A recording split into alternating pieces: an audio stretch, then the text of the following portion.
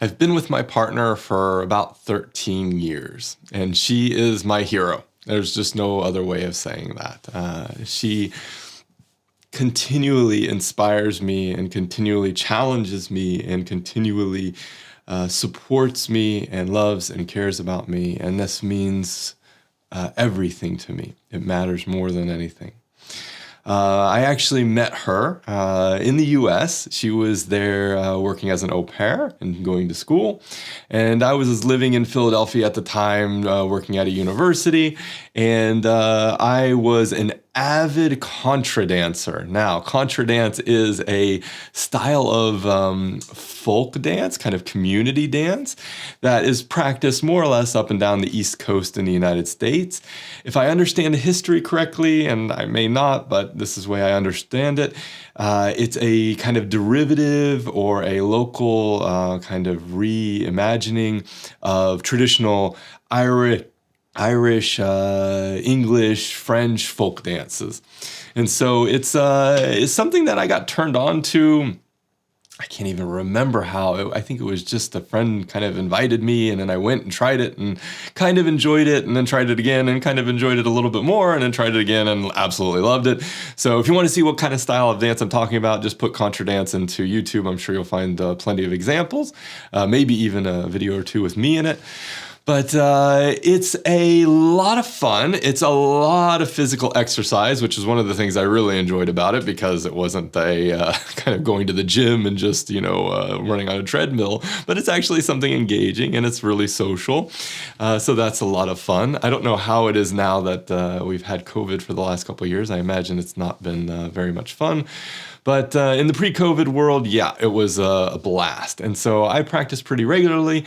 I would go to dances. They usually have weekly dances in a lot of different cities. So I would go to the weekly dance that was held there in Philadelphia or outside of Philadelphia. I would go to ones that were up and down Massachusetts and New York. I would go to ones down in Washington, D.C. a lot, and in Maryland. And just generally having a great time of it, meeting new people. It's a great chance to kind of get connected to different communities.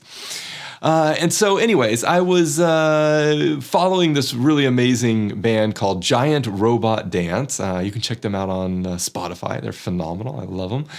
And they were playing down in Washington, D.C. So I was just thrilled, and I had a few friends who I would go to contra dance with in Philadelphia. So we all piled in a car after work one day. I think it was a Friday. And we drove down to Washington, D.C. Of course, that area of the U.S. is always just absolute hell when it comes to traffic. So it was one of those situations where you're just kind of trying to get to your destination, and you got a car full of people, and you're just hoping to have a good time once you get there. And so I get there, and since it was a place I'd been to many times before, I got to reconnect with a lot of my friends from that area, and we just enjoyed the music and we enjoyed the dancing. And it was about 2 or 3 dances in, and this young woman comes up to me and asks me if I had a dance. Now, it is a social dance, so you kind of ask at each song, you ask a different partner for a dance. It's kind of just the social protocol. And it's often that the really good dancers end up having kind of dance cards that are maybe 2 or 3 songs deep. And so I, at that moment, had already had a dance partner. So I told her, no, I'm sorry, I don't have I have somebody I'm dancing with this time. But I said, the next dance, let's meet right here and we can dance together. Anyways, this is becoming a long story, but I think it's a lot of fun too. I met her back at that spot at the next dance, and we danced together. And my fondest memories of this dance was just that she was so playful and kind of didn't follow the rules, but at the same time did follow the rules. And we just connected on a level that was really kind of personal and special, and it meant a lot to me. And so we danced that dance, and I think we danced maybe a couple of other dances that night, and we chatted between dances, and we exchanged phone numbers, and we got connected. And after that, on the way home that night, in the car full of people, I told everybody, and actually I told a lot of people at that dance that night, that I met my future wife. I said, she's the one I want to be with. This is all I need in the world. I felt that such a strong, immediate connection that I just kind of knew that I wanted to spend my life with that person. So that was the story of our meeting. We managed to kind of keep a long distance relationship while she was living outside of Washington, D.C. I was living in Philadelphia. For the remainder of the time that she was based in the U.S., she ended up moving back to her home in Vienna.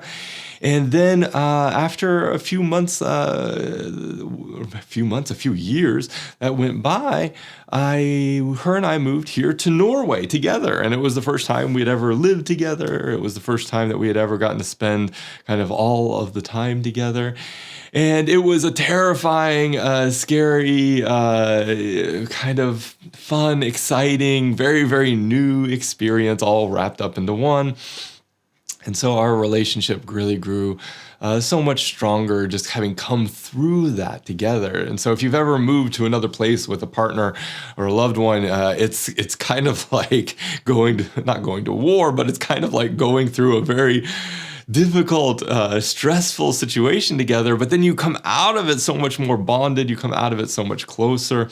And so that time period in our lives was a real test, but is now a testament to the strength of our relationship, because it was so amazing, thrilling, but also, like I said, just terrifying, all wrapped up into one.